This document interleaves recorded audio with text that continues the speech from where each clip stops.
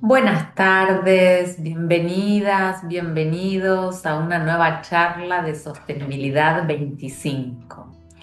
El día de hoy tenemos a una especialista de lujo. Es una alegría para mí tener a Lidia Espinosa con nosotros que va a compartir la charla de hoy. El tema es metas y penalización y estamos dentro de la unidad de ingeniería inversa de la sostenibilidad. Entonces vamos a ver como dos presentaciones, después ella se va a orientar a su especialización. Ella es licenciada química, especialista en higiene y seguridad, ha trabajado en esa área en temas de salud ocupacional y especialmente en residuos patogénicos, haciendo inscripción. Y más recientemente se ha especializado en ambiente y sobre ese tema nos va a hablar un poco, cómo ha ido cambiando de una especialidad a otra y todo el campo que se abre en el área de ambiente. Así que Lidia, bienvenida, muchísimas gracias. Idea. No sé si querés agregar algo, es un resumen muy cortito de un montón de años de trabajo en salud ocupacional, ¿no? Especialmente. Como higiene y seguridad en salud ocupacional, y al ver que existían eh, residuos que era necesario gestionar, entonces me orienté hacia la parte ambiental, profundizando todo lo que tenga que ver con la gestión e inscripción de residuos, especialmente peligrosos y biopatogénicos. Muy bien, muchísimas gracias Lidia entonces por estar con nosotros y nosotras. El tema de hoy es, ¿puede haber cambios sin metas ni penalización? Y voy a hablar un poquito de la historia, ¿no? De cómo llegamos a el momento actual. ¿Qué pasaba en el siglo XX, es decir, en 1900? ¿Qué pasa ahora en el siglo XXI, ya entrados en el año 2000 y en adelante? Y un poquito introducir el tema de inventarios. Lidia por ahí nos cuenta un poquito más también de presupuestos, que es un tema muy importante para tener el control de algo. Nosotras que somos químicas las dos, por ahí hacemos lo que se llama la estequiometría en las reacciones y vemos, ¿no? Que lo que estaba de alguna manera se puede transformar, pero siempre aparece algo nuevo, ¿no? Y vamos a ver si estamos creando futuro. ¿Qué ocurría en el siglo XX? El siglo XX plantea que el capitalismo necesita aumentar la producción para aumentar la riqueza. Y entonces la realidad le respondía, acá tenemos a todos los actores, ¿no? El signo peso nos representa el capitalismo y el corazón a la realidad. La realidad dice, pero la función de producción está limitada por tres factores, que son tierra, capital y trabajo. Hay un límite en la producción. Y lo que la persona trabajadora dice es que su capital es su cuerpo y lo está exponiendo. Entonces, ahí también hay un límite en la función producción.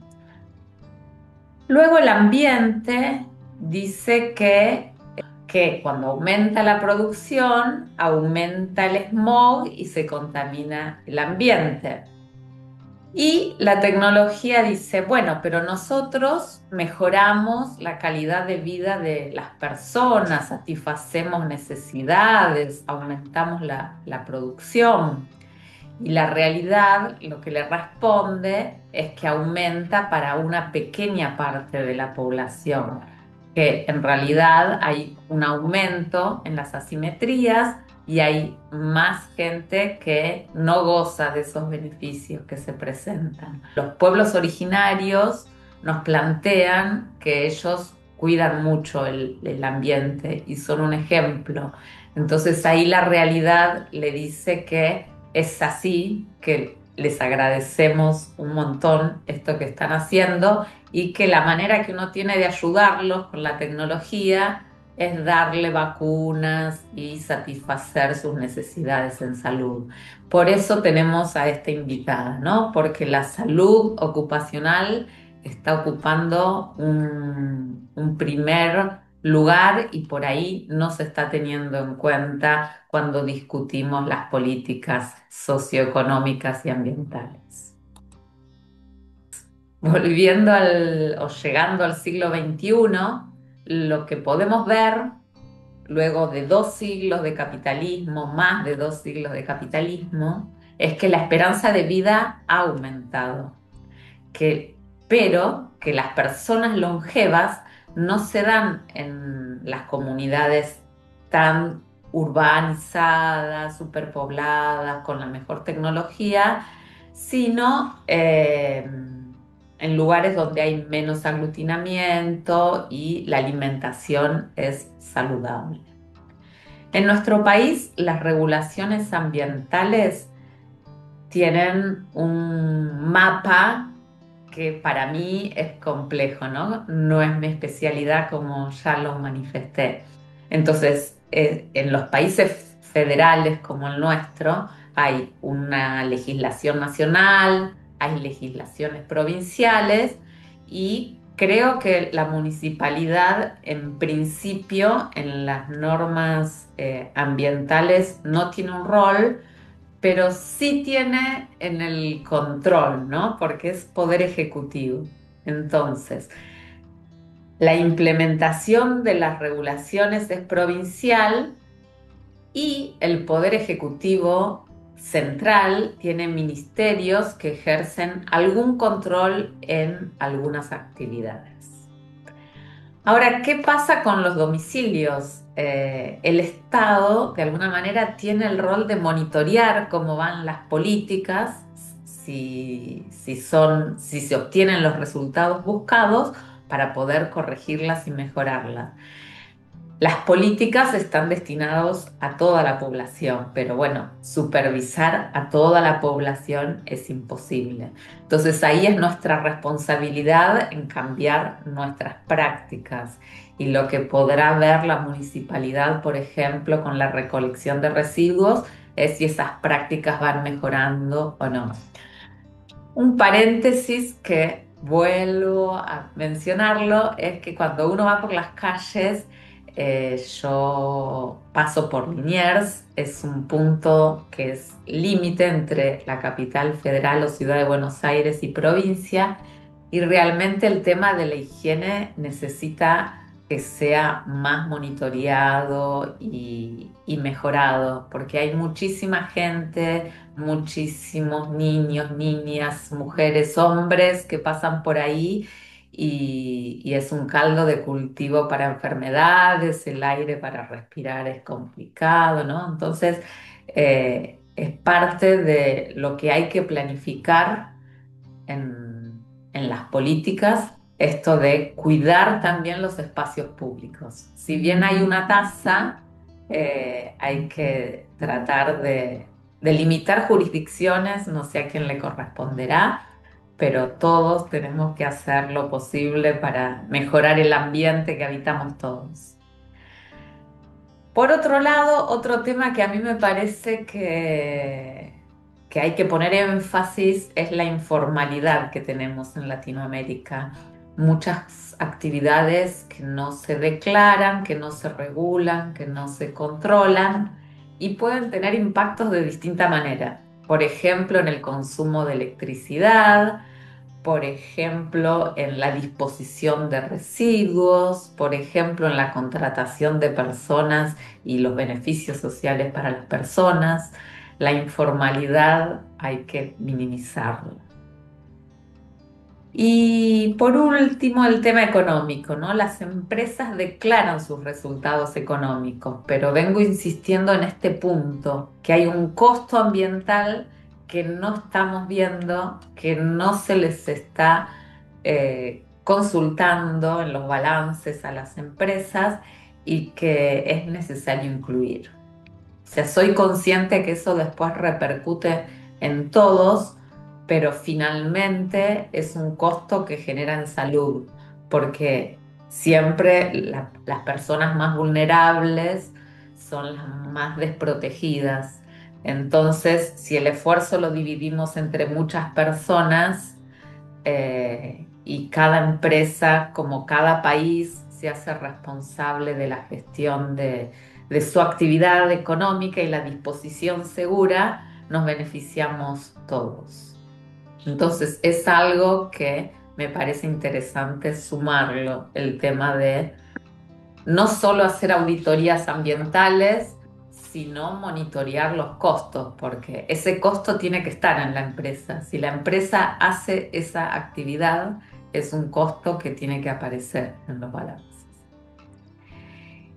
Y esto entonces es para esta tabla, esta diapositiva, es para responderle al capitalismo, al ambiente, a los pueblos originarios. Me parece que son cosas que nos conciernen a todo el mundo, ¿no?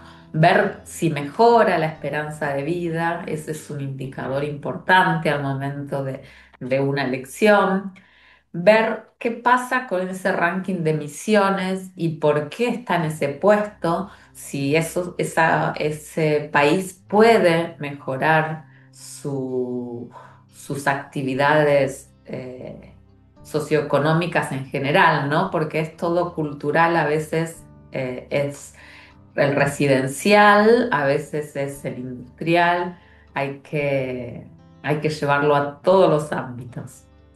Entonces, la información que tenemos acá es la energía expresada en kilos de combustible por cápita, es decir, por persona, la electricidad utilizada en kilowatt hora por persona, el Producto Bruto Interno en billones de dólares, la superficie forestada expresada en miles de kilómetros cuadrados y la pobreza. Recordemos que los objetivos de desarrollo sustentable apuntan a todas estas cosas, ¿no? A optimizar, a tener una energía segura, a proveer agua a todos los hogares, a llevar a pobreza cero. Entonces uno tiene que demostrar con números que va bien encaminado. Y por otro lado, el ambiente es lo solidario a toda la humanidad. No podemos decir que lo que hace China no impacta en el resto de los países. Para eso están las organizaciones internacionales, para que cada cual explique cómo hace las cosas y vea si puede mejorarlas y aprender de lo que hacen otros países, ¿no? Si yo veo que otro país tiene buenos resultados con mejores indicadores sociales, puedo ver qué puedo hacer yo. Entonces, así a grandes rasgos, no quiero que sepan los números, pero llama la atención que la electricidad por cápita la de India es 1000, o sea, un número bastante grande por encima del consumo eléctrico de India, que es uno de los países, pelea el primer puesto con China en cantidad de población. Están los dos en 1.400 millones de personas. Entonces vemos que los números son muy distintos.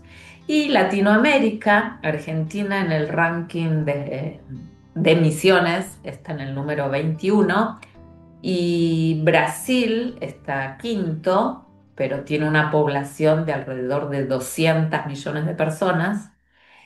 Y vemos que el consumo de electricidad por persona es más o menos similar, anda cerca de los 3000, ¿sí? Es como algo intermedio. Ambos en lo que es superficie tienen buenos números, Brasil mucho más, China tiene buenos números en superficie y para mí fue un dato que Rusia tiene una gran superficie forestal. O sea, me imaginaba que por ahí era como África, que tienen muy baja superficie forestal en algunos lugares y no, tiene un número muy, muy alto.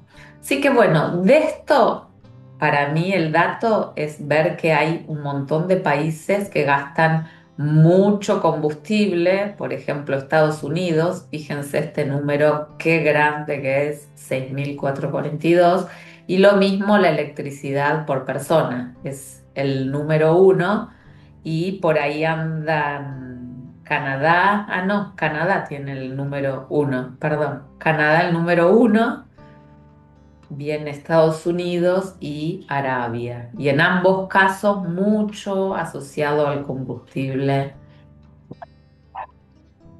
Bueno, y acá vemos entonces el Producto Bruto Interno Mundial, donde los países que tienen un color más oscuro son los que más GDP o PBI tienen a nivel mundial. Ahí destacan Japón, China, Alemania y Estados Unidos con mayor a 4,5. Luego vienen Francia, India, después viene Brasil, Australia y Argentina está en el área acá entre 0,27 y 1,55. Con esto que quiero mostrar que las emisiones tienen como dos componentes. Por un lado, el PBI, por otro lado, la cantidad de personas que tienen. Ahora, en PBIs comparables, vemos que la electricidad es mucho más grande en un país que en otro. Entonces, eso nos muestra que hay que mejorar los procesos. Por ejemplo, en los autos eléctricos yo les había mostrado cómo era toda la cadena de valor.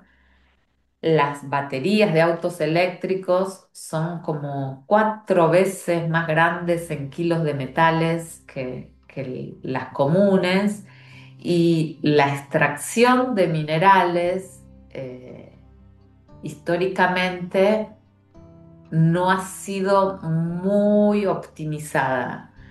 Hay muchos residuos, uno necesita un metal y el metal por ahí en la naturaleza se presenta en conjunto con otro y hay que separarlo y para eso hay que usar electricidad.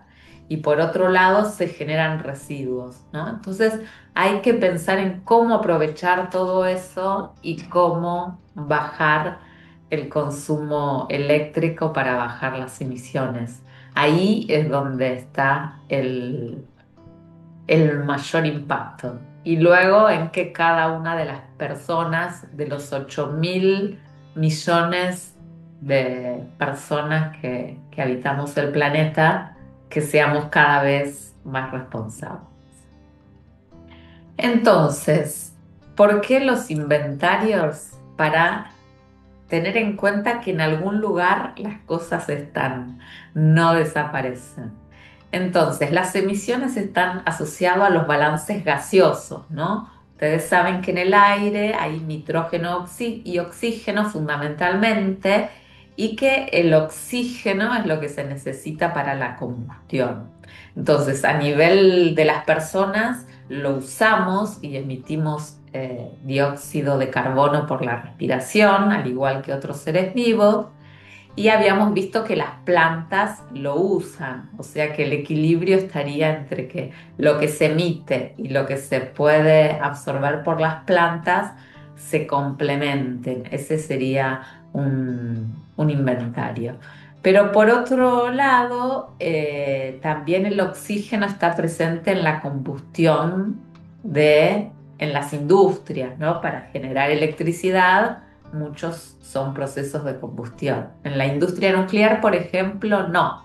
es una fuente radiactiva y no es una combustión. Respecto a los minerales, es lo que les decía recién. Uno, por ejemplo, quiere obtener litio, quiere obtener níquel, que es un producto peligroso, que requiere una gestión, una manipulación responsable, o quiere obtener cobre, o quiere obtener cobalto, que son los que se necesitan para las baterías de litio. Y ahí hay mucho residuo, mucha energía que se utiliza. Entonces, por un lado tenemos los autos, pero por otro lado estamos generando muchos residuos sólidos en este caso. Y después también tenemos los alimentos, ¿no? Entonces, lo que mencionábamos antes, por un lado nosotros tenemos un intercambio gaseoso y también tenemos la alimentación. Unilever, por ejemplo, dice que el 90% de las contaminaciones son responsabilidad de los usuarios. No investigué mucho la veracidad de la afirmación, pero puede ser que si uno transforma su alimentación, que si consumiéramos menos carne, etcétera, Unilever sostiene que mejorarían mucho sus emisiones, por ejemplo. Eso es a investigar. Entonces, bueno, nosotros generamos, por ejemplo, orina, excremento, entonces vemos que el balance de todo esto, hay líquidos que se pueden verter, líquidos peligrosos, hay elementos líquidos que se pueden verter a los ríos y hay que monitorear los ríos. O sea, por ahora estamos hablando solo de emisiones gaseosas. Lidia nos va entonces a hablar de otro tipo de residuos que no están en el centro de la escena actualmente, pero que no son despreciables. Sobre todo porque las baterías de litio no solo tienen que ver con autos eléctricos, que es también analizar el beneficio que traen a la humanidad, sino en el almacenamiento de energía, porque la electricidad se conduce, se consume para almacenarla. Una de las posibilidades es esta, porque tienen menos costo de transporte que otras. Por ejemplo, uno puede almacenar energía teniendo agua en altura, ¿no? Pero eso implica todo un transporte, disponer de superficie, entonces todas las tecnologías tienen beneficios y efectos no deseados. Entonces hay que ver y en la variedad, en la diversidad, siempre está la mejor solución, siendo conscientes y responsables. Entonces, hay algunas regulaciones, por ahí Lidia nos puede contar un poco más. Yo conozco, por ejemplo, la industria nuclear. La industria nuclear, por ejemplo, es la única que tiene regulación por el riesgo, ¿sí? En residuos hay más de una, pero por el riesgo es solo la actividad nuclear. Hay algún monitoreo ambiental, pero no todos, ¿no? Hay muchos que sobre los efluentes líquidos, por ejemplo, se monitorean materias orgánicas. Y por ahí hay algunos metales peligrosos, metales pesados. Las emisiones de la industria petroquímica, por ejemplo, está limitado la emisión de sulfídrico, de CO2. Y hay muchos otros productos que no se regulan porque por ahí su peligrosidad por unidad es baja, por ejemplo los plásticos. Sin embargo, cuando suman toneladas y millones de toneladas, se vuelven un problema y ahí hay que pensar en alguna solución. Hay otros residuos no peligrosos, hay aceites, hay minerales rezagos. Entonces, por ahora, el foco internacional está en las emisiones gaseosas y en la medición de temperatura ambiental. Lo cual, la medición de temperatura ambiental requiere mucho tiempo para ver cambios significativos. Sin embargo, los últimos informes internacionales reportan que ha habido un aumento por encima de lo previsto, ¿sí? O sea, más allá de lo previsto. Bueno, y ciclos especiales. Por ahí nunca lo pensamos, pero también el agua, nosotros generamos en los domicilios residuos de agua, de lavado, de verdura, de la canilla de la cocina y también residuos cloacales de los baños. Una gestión responsable implica separar y a veces eso no se hace, lo cual después significa un mayor costo que hay que emplear porque se contamina una mayor cantidad de agua, ¿no? Y hay que evaluar cómo se retornan a los ríos, si se hace el tratamiento adecuado o no. Respecto a la electricidad,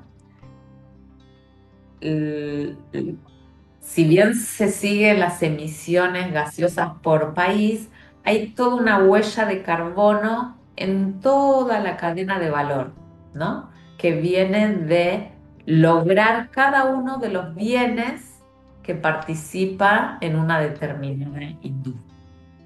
Este es un tema que vamos a seguir hablando, la huella de carbono y toda la cadena de valor. Y los gases y combustibles dejan residuos de combustión y también en la cadena de valor. Entonces, acá diferenciamos lo que es la electricidad propiamente dicha, porque se considera una energía limpia, pero en realidad hay que ver cómo se produce esa energía, ¿sí? Brasil, por ejemplo, tiene una gran generación hidráulica. Nosotros la tenemos en Yacyretá. Perú tiene una alta generación hidráulica, pero hay otro tipo de generación de electricidad que es por quema de combustibles derivados del petróleo, lo cual tiene una mayor huella de carbono. Entonces, con esto vemos que el tema de emisiones gaseosas es solo uno de los temas a los que hay que prestar atención y lo que sí es seguro que si bajamos el consumo de electricidad y bajamos el uso de combustibles, eso va a repercutir en que las emisiones gaseosas sean menores. Habla con los datos, son datos del Banco Mundial, ahí está la página y los datos de emisiones de Climate Watch y el trabajo de Lester Brown es el último que les mencionaba. Así que con esto cierro mi parte y le voy a dar el lugar a Lidia. Le cedo el micrófono. Bueno, Mm. gracias. Bueno, muy bien. Bueno, muchas gracias, Andrea, por invitarme a participar. Eh, Realmente es muy interesante poder reflexionar sobre todos estos temas, ¿no? Especialmente cuando eh, incluyen la afectación de los impactos en las personas. En esta charla pretendo compartir algunos temas, por eso puse como título Introducción a la gestión de residuos, porque la actividad que realizamos diariamente generan distintos tipos de residuos, desde los residuos comunes, tipo domiciliarios, como los residuos químicos en laboratorio, por ejemplo, o los residuos biopatogénicos, como los que se generan en un hospital, o los residuos radiactivos, como comentaste, en las áreas de energía medicinal atómica, donde también hay residuos radiactivos o se utilizan radiactivos en distintas actividades, como en los hospitales, por ejemplo, también. Eh, y, eh, y bueno, cada uno de estos residuos merece un abordaje, ponerse a pensar cómo gestionarlos, y cada uno de estos requiere normativa. El motivo es que si no hay un orden, sabemos que los residuos nos invaden, nos superan, ¿sí? A veces vemos imágenes de ríos donde están las playas cubiertas de materiales porque se dejan, y no sé, se tiran cosas, vemos cómo afectan a la fauna y entonces todo merece una atención y asumir responsabilidades. En principio, los gobiernos, las autoridades comienzan con establecer normativas y para nosotros es importante conocer lo que dice la Constitución respecto al ambiente. Si querés, Andrea, vamos a la primera filmina, a la primera imagen. Ahí está, muchas gracias. La Constitución realmente en el artículo 41 establece todo lo que se debe hacer, ¿sí? Se dice, todos los habitantes gozan del derecho a un ambiente sano, todos, no discrimina quiénes, todos, equilibrado, apto para el desarrollo humano y para que las actividades productivas satisfagan las necesidades presentes sin comprometer las de las generaciones futuras. O sea, es bueno el progreso, pero bueno, con cierta moderación, pensando que eso no afecte a las generaciones futuras que no puedan disfrutar de todo lo que pudimos disfrutar hasta ahora nosotros, ¿no? De ambientes saludables y tienen el deber de preservarlo. El daño ambiental generará prioritariamente la obligación de recomponer según lo establezca la ley. Sabemos que a veces hay regulaciones que indican cuáles son las medidas de recomposición, así como hay penalidades, algunas de las acciones son las de recomponer.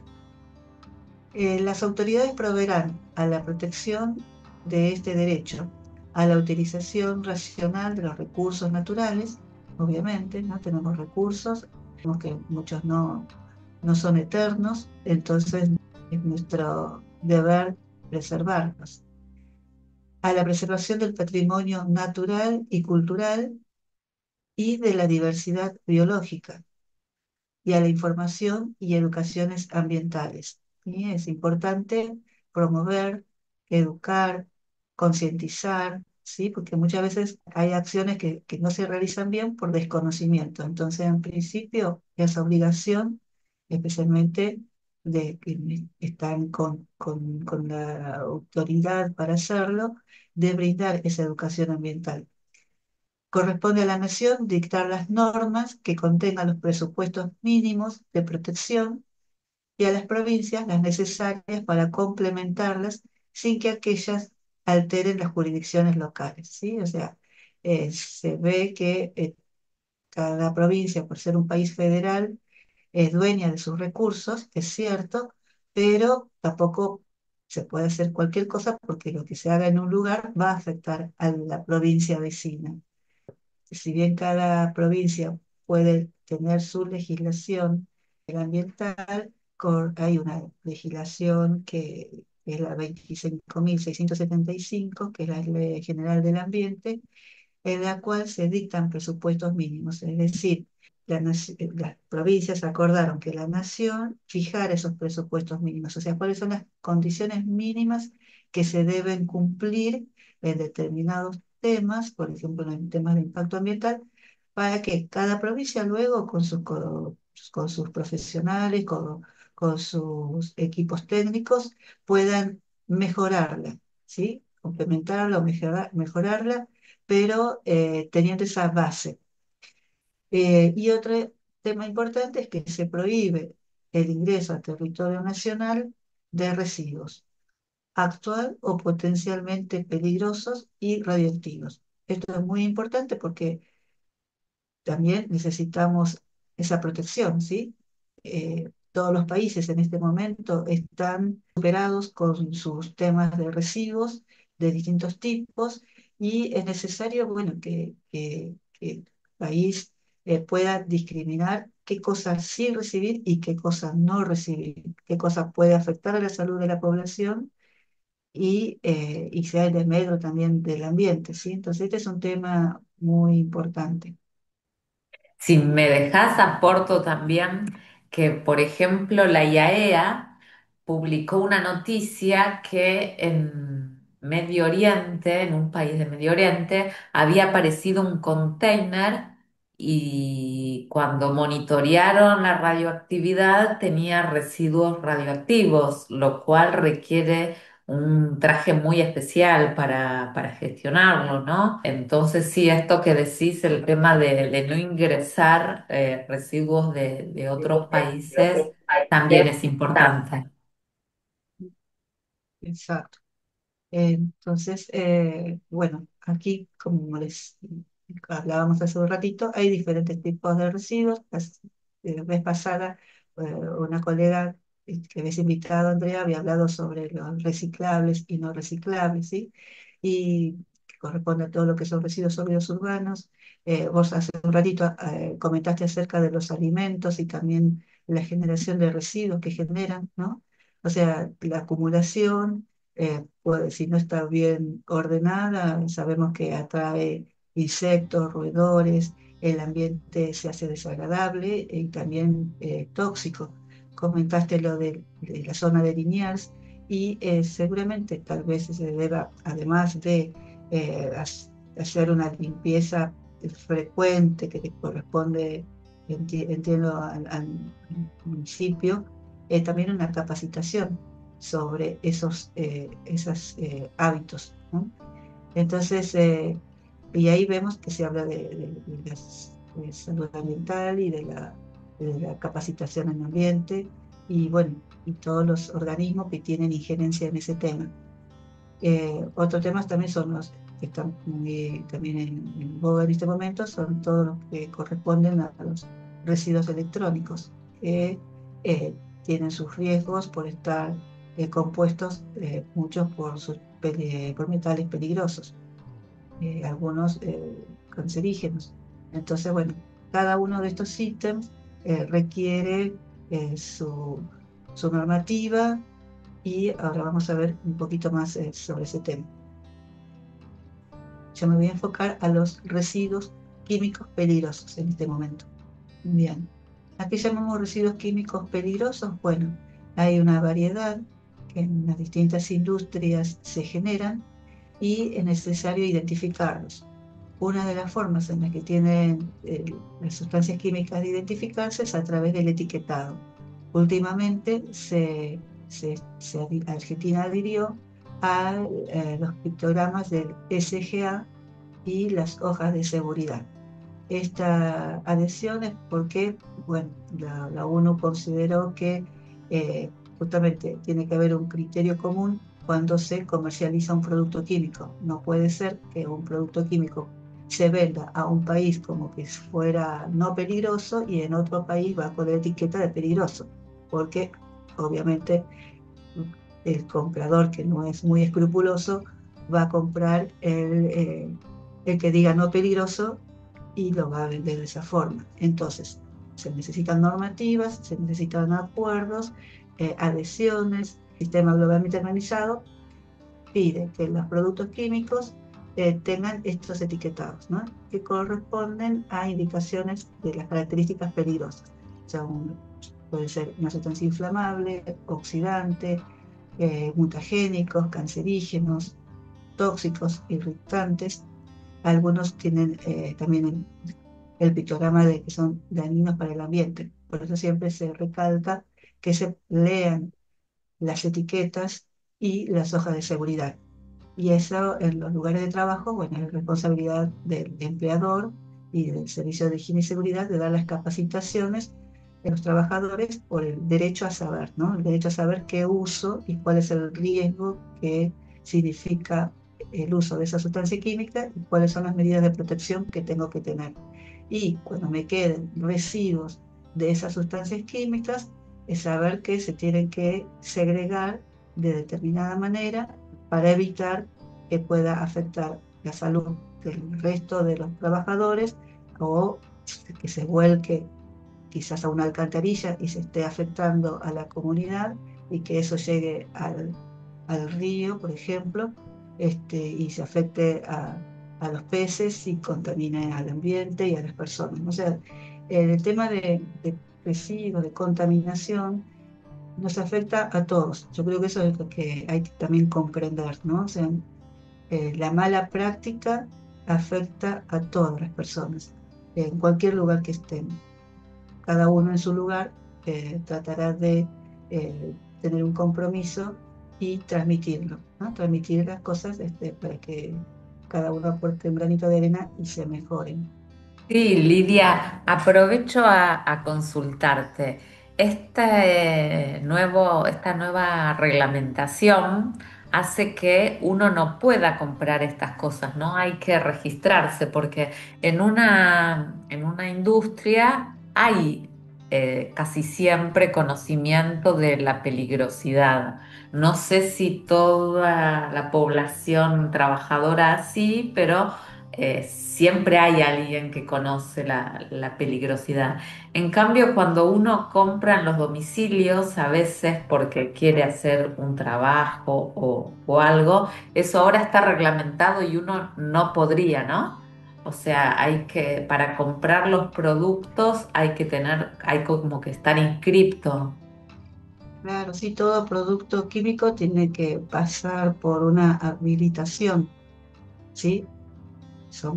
Si se importan, tienen que cumplir determinados requisitos de importación. Y si se fabrican aquí, es exigencia, ofrezcan la hoja de seguridad y lo etiqueten con estos pictogramas. Ah, Esa perfecto, perfecto. hoja de seguridad tiene que estar firmada por un responsable técnico, ¿no? Claro, claro. Muy bien. Con respecto a los residuos peligrosos, ¿no? Dijimos que los residuos químicos se identifican, tienen algunas características como corrosivos, irritantes, y esos aún, los envases vacíos, ¿no? Los envases que contuvieron esos residuos se consideran residuos peligrosos. Esta es una ley nacional y fue sancionada en el año 1992. Y las responsabilidades al generador de esos residuos, como así también al transportista que se lleva esos residuos y al operador que va a destruirlos y los va a disponer de forma segura. Entonces, esta ley establece esas acciones y esas indicaciones y fija también las responsabilidades. Esta es una ley nacional a la cual algunas provincias adhirieron, otras elaboraron su propia ley de residuos peligrosos y porque tengamos en cuenta que corresponde a las provincias el dominio originario de los recursos naturales, pero se sabe que son responsables si un residuo sale de su jurisdicción y va a otra. La ley nacional 24051 es específica para lo que son jurisdicciones nacionales. Y si está sobre la ruta, sobre el transporte de ruta nacional, también, ¿sí? Y hay algunas provincias que dijeron, bueno, nosotros no queremos que a nuestra provincia ingresen residuos peligrosos. Y eso es lo que pasa, por ejemplo, es Ciudad de Buenos Aires, donde se generan residuos peligrosos pero tienen que ir por ruta nacional y ser tratadas en otras provincias que sí lo reciban y tengan la posibilidad de hacer tratamiento en esos lugares. Mayormente se manda a Santa Fe. Provincia de Buenos Aires no permite que se ingresen residuos peligrosos. Qué interesante, muchísimas gracias. La verdad que es un tema de todo el negocio que se genera, ¿no? O sea, todas las oportunidades de trabajo se me ocurre que se deberían generar en torno a la preservación del ambiente, porque el que hace tratamientos debería ser indispensable, ¿no? Dado que estamos preocupados porque esto no llegue al ambiente. Sí, sí, yo lo que veo que en los últimos años, bueno, se fortalecieron en las capacidades técnicas en, en los distintos organismos públicos, locales, nacionales, municipales también, como que se fue afortunadamente fortaleciendo porque eso también permite el mejor control, ¿no? Claro, Lo que, lo que sí todavía falta es la capacidad de inspección. No dan abasto o no llegan a poder inspeccionar. O sea, se hace toda la normativa, se dice, bueno, tienen que cumplir esto, presentar estas declaraciones juradas, bla, bla, pero, o sea, la capacidad inspectiva me parece que falta fortalecer. Eh, perfecto. Pero bueno, estás haciendo un rol súper importante, como decías recién, que es el de capacitación, ¿no? Primero tomar conciencia a todos, en todas las administraciones municipales, provinciales, nacionales y la población en general, o sea, todos. entonces, bueno, aquí es un breve resumen de cuántas provincias adhirieron a la ley nacional, la de 24051. eh, por ejemplo, Catamarca, Santiago del Estero, Tucumán, y hay otras 8 provincias que adhirieron, pero elaboraron su propio decreto reglamentario, complementando con otras consideraciones, por ejemplo, San Luis, Mendoza, y 9 provincias no adhirieron a la Ley Nacional de Residuos Peligrosos, pero elaboraron las propias. Por ejemplo, Ciudad de Buenos Aires tiene su propia normativa de los residuos peligrosos. La ley de provincia de Buenos Aires no lo llama residuos peligrosos, lo llama, eh, es la ley 11.720 de residuos especiales, tiene otro nombre. El tema de que haya tanta diversidad complica. Complica porque no hay a veces una, o sea, complica para el usuario, ¿no? Complica para la empresa. Por ejemplo, en Ciudad de Buenos Aires, como las empresas que generan residuos lo tienen que transportar hacia Santa Fe, por ejemplo, entonces la empresa tiene que inscribirse en residuos peligrosos de Ciudad de Buenos Aires y tiene que inscribirse en ambiente de nación. Son trámites administrativos eh, que, que a veces genera tiempo y, o sea, sería favorable que se unificara, ¿sí? O sea, al hacer tantas inscripciones en un lugar y en otro, el que es dueño de una empresa a veces termina no, no tomándole la seriedad que corresponde, ¿no? Entonces, y bueno, y el técnico, el que inscribe, le tiene que explicar, bueno, pero ¿sabe? Lo que pasa es que la normativa dice que usted tiene que primero inscribirse en ciudad y después que se inscribe en ciudad se tiene que inscribir en nación. Pero si yo ya te di la documentación, bueno, pero una pide esto y la otra pide un poco más. Entonces, bueno, Claro. Mm. y después, por ejemplo, en los colores de los residuos. Aquí en Nación, bueno, los residuos, por ejemplo, para Nación los residuos peligrosos son los químicos y los biopatogénicos. Pero en provincia de Buenos Aires están separados. Por un lado los especiales y por otro lado se hace la exclusión de biopatogénicos. Entonces, acá en Nación, sí, en Nación, los peligrosos son color amarillo, bolsa color amarillo, en provincia de Buenos Aires son bolsa color azul, por ejemplo. Entonces, esos pequeños detalles generan a veces roces y terminan en que la gente a veces no tiene tiempo porque está abocado a la producción, a eso, aquello, entonces dice, pero ¿por qué tengo que comprar otras bolsas? ¿Por qué tengo que esto? Entonces, y creo que se facilitaría, estresaría menos si hubiera Sí. una unificación. Sí, entiendo. Por ahí eso desestimula que una industria pueda instalarse en otras provincias y favorece a que estén centradas y conglomeradas todas en un mismo lugar. Si bien que charlábamos la semana pasada, o mi opinión es que se debería dar más oportunidades de trabajo y generar nuevos puestos de trabajo, porque lo que suele ocurrir es que una misma persona que ya está trabajando se le van poniendo más cargas de trabajo y más tareas. Entonces, por ahí lo que se requiere es un especialista que se dedique a esto, pero del otro lado, el Estado tiene que uniformizar de alguna manera, porque por ahí una provincia me pide una cosa, otra provincia me pide otra cosa, entonces para hacer un producto tengo que cumplir tantos requerimientos que podrían llegar a incluso por ahí contradecirse, no sé, habrá que ver cuál es la más exigente de todas y tratar de cumplir con esa. Sí, veo que no es sencillo.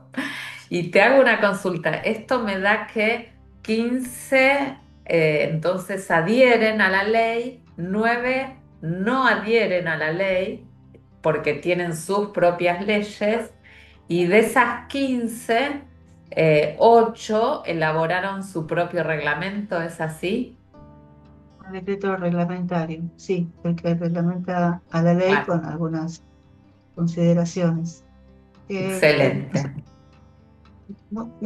O sea, también, o sea, muchas provincias eh, son superadoras y creo que o sea, se debería tomar, ¿no? De las que son superadoras, tratar de unificar para todas. Claro, En- aprovechar en- su experiencia, claro.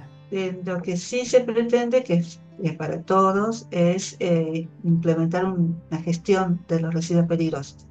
Y eso consiste en primer lugar, conocer cuáles son las actividades, identificar los tipos de residuos que se generan e indicar qué cantidades o cuántos kilogramos o litros para que el transportista pueda saber cuál va a ser, a través del operador, cuál va a ser el tratamiento que le va a dar.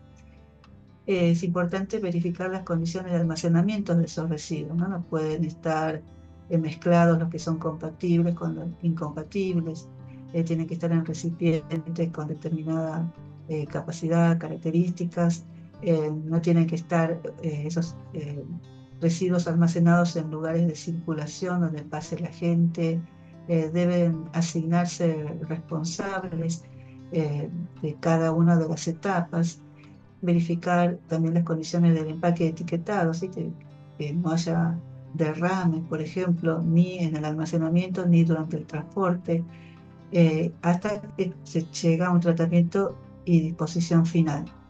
Y cada una de estas etapas requiere la formación, ¿no? La formación técnica y la capacitación a cada uno de los responsables. Por ejemplo, en residuos biopatogénicos, que son muchas veces los del ambiente de clínicas o hospitales. La vez pasada, una persona comentaba que en el hospital ellos estaban tratando de implementar un sistema de gestión de los residuos patogénicos, pero que el personal tercerizado no los quería llevar porque decían que no les correspondía. Entonces, bueno, el grupo estaba enojado porque no podían eh, terminar de cerrar el sistema de gestión. Pero bueno, allí tiene que verificarse si realmente la empresa tercerizada en su contrato tiene esa función o no. Porque si el trabajador que va a retirar las bolsas patogénicas, supongamos que no estén bien condicionadas y esa persona se pincha con una aguja y sufre una enfermedad profesional, ¿quién se hace cargo? El empleador, la empresa tercerizada. ¿Mm? Entonces, sabemos que en un hospital la gente se puede enfermar por hepatitis, por el HIV. Entonces, o sea, es importante cuando se plantea el sistema de gestión, tener el equipo que lo elabore y fijar claramente las responsabilidades para después evitar también que exista malestar entre las mismas personas que desean implementarlo, ¿sí? Claro, Este, que comparten un espacio de trabajo, sí, sí. O sea, también después se arman problemas que podrían ser evitables. Con respecto a los residuos peligrosos, si no hay una correcta gestión, establece un régimen penal, ¿no? En el cual va a ser el generador siempre el responsable de lo que suceda con sus residuos. Siempre se dice desde la cuna a la tumba, o sea, no puede decir, bueno, yo se lo di al transportista y ya está, no me hago cargo de esos residuos. No, tiene que conocer eh, quién es el transportista, que cumpla determinados requisitos, quién va a ser el operador y qué destino le va a dar a sus residuos. Y para eso también hay todo un sistema de, de control de certificados eh, en el cual va a quedar registrado y va a haber una trazabilidad, ¿sí? Eso, por ejemplo, Nación tiene un sistema que se llama CIMEL, en el cual el generador, el operador y el transportista se comunican a través de ese sistema. Cuando él eh, ya hizo la elección de quién va a ser el transportista y el operador, llegado el momento en que tiene que ir a retirarlo, el transportista sube un manifiesto con los datos que le dio el generador, de cantidad, kilogramos, características peligrosas. Entonces el generador, si está de acuerdo, entonces acepta a través de ese sistema que es informático. Y una vez que lo aceptó, el recién el transportista va, lo retira y hace todo el recorrido para entregarlo al operador para la disposición final. Y una vez que se ocupó de la disposición final, lo finalizó, también hace un manifiesto que lo tiene que volcar en ese sistema SIM. Y eso ayudó bastante a ajustar, ¿no?, al sistema, o sea, para que nadie pueda eliminar sus residuos sin indicar de qué manera y quién se los llevó. Entonces, bueno, la ley de residuos peligrosos establece esa responsabilidad con penas y lo queda bien explícito con estos artículos. Hace varios años que tenemos la ley de residuos peligrosos, ¿sí? Pero a la fecha todavía nos encontramos con situaciones que nos llaman la atención. Segregación, por ejemplo, este es de un lugar hospitalario donde se mezcla el residuo patogénico con una bolsa negra, que no sabemos si la bolsa negra es de residuo común o porque a veces carecen de insumos, faltan insumos, entonces también si faltan los insumos, nosotros decimos, bueno, segreguen los patogénicos en bolsas rojas, pero si no le entregamos las bolsas rojas, el personal usa lo que tiene. Entonces, si uso una bolsa negra porque no tengo más bolsa roja, tendrían que etiquetarle ese residuo peligroso, residuo biopatogénico. Ahí no dice nada, entonces me quedo con la duda si lo segregaron mal o no tuvieron posibilidad de tener bolsa. Y al lado hay un recipiente con bolsa amarilla que ese es para residuos químicos peligrosos sólidos. Después el personal de mantenimiento, ahí este es un cartelito de la UOCRA, ¿no? Porque en una obra también se generan residuos. Ahí usan muchas latas de pintura que a veces son a base de solventes, sustancias que son contaminantes. También en las obras, eh, construcción, hay que hacer una gestión de los residuos. Y en la calle a veces nos encontramos con esto, ¿no? Los tubos de luz, los antiguos, los fluorescentes tienen mercurio, que son residuos peligrosos, a menos que los envíen a una empresa que los recicle, pero son residuos electrónicos. Entonces no se puede tirar así sin consideración y dejar expuesto a la población. Pero lo hacen por desidia, lo hacen por desconocimiento. Bueno, eso habrá que dilucidarlo, ¿no? Eh, Hace un tiempo encontré en un barcito, tenían unos tambores eh, con la etiqueta del SGA puesto, ¿no? Y lo usaban como adorno, como así, como algo moderno. Entonces los tambores y arriba la mesita donde la gente tomaba sus bebidas. Entonces yo le pregunté al mozo, le digo, ¿usted sabe que eso indica que es un residuo peligroso, esos tambores? Eh, sí, sabía, me dice. Bueno, me los trajeron así. Y bueno, y pregunté, ¿no? O sea, comuniqué a distintos organismos, o sea, a los organismos de Acaba y a Nación, no sé, me parece que, no sé, pero por lo menos les comuniqué esa situación. Y creo que uno tiene que estar atento, ¿no? O sea, observa y bueno, existen los canales de comunicación. También en nuestra parte corresponde vivir en Ciudad de Buenos Aires, creo que hay un lugar donde dice comunicaciones ambientales, uno puede escribir, o sea, vi tal cosa en tal lugar. Como Ah, digo, ese eso no quiere. dato me interesa. Sabés que la semana pasada vimos en un negocio de electrodomésticos en Morón que habían sacado a la calle un montón de carcasas de computadora y así residuos de electrónico, ¿no? Sí, a veces es desconocimiento de cómo hay que gestionarlo, pero si hay un número también, o sea, eso está en la propaganda del gobierno, que, que estaría bueno que nos comunique que ese canal existe.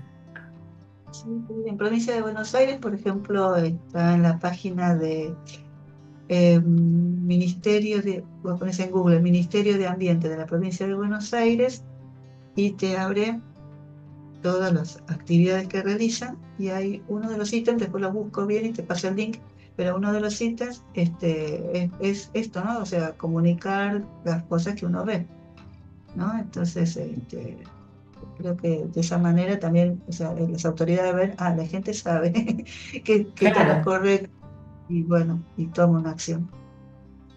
Bien. La ley de residuos peligrosos habla de que el generador es responsable de la cuna a la tumba. Siempre se dijo eso, ¿no? Por todo el tema de penalidad. Y también últimamente se habla de la economía circular, de detectar aquellos elementos materiales de los residuos que se pueden reciclar y cuáles sí, cuáles no, para minimizar los residuos. Se habla el generador de la cuna a la cuna, ¿no? Por ejemplo, el que genera las pilas, ¿no? O sea, las tengo que tirar y que me hagan una disposición o se la tengo que devolver al productor. Eso lo dejo como inquietud. O sea, ¿es posible? ¿Es posible para los residuos peligrosos hablar de responsabilidad de la cuna a la cuna? Claro, o sea, está muy bien, ¿no? Imagínate todos los años que estudiamos vos y yo, Lidia, todos los cursos y capacitaciones que hemos hecho y yo me pongo en el lugar o sea, me pongo como ciudadana, ¿no? En el lugar de una persona que camina por la calle y que desconocemos tantas cosas y que a veces no hay ni siquiera claridad en lo que tenemos que hacer.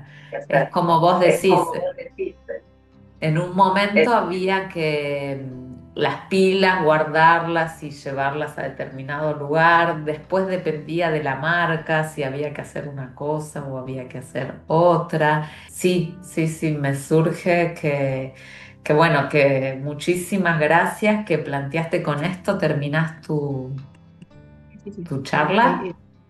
sí, con la inquietud. Ahí Muy termino. bien. Entonces voy a dejar de compartir. Muchísimas gracias, Lidia. La verdad que me iluminaste en un montón de aspectos que yo trataba de leer y que desconocía.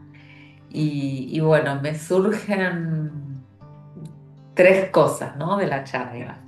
Una, que comparto con vos esto que dijiste ya desde el principio, la importancia de la capacitación y por ahí hasta de lo que surgió recién, ¿no? De la publicidad que tiene que hacer por ahí la propaganda oficial para que conozcamos estos canales, porque yo la verdad es que Lo de Liniers me preocupa porque lo veo a principio del año, a final del año y así sucesivamente y realmente hay muchísima gente expuesta, o sea, yo paso 2 minutos al día, hay gente que espera el colectivo ahí en esas condiciones, hay gente que trabaja y que está muchas horas ahí vendiendo.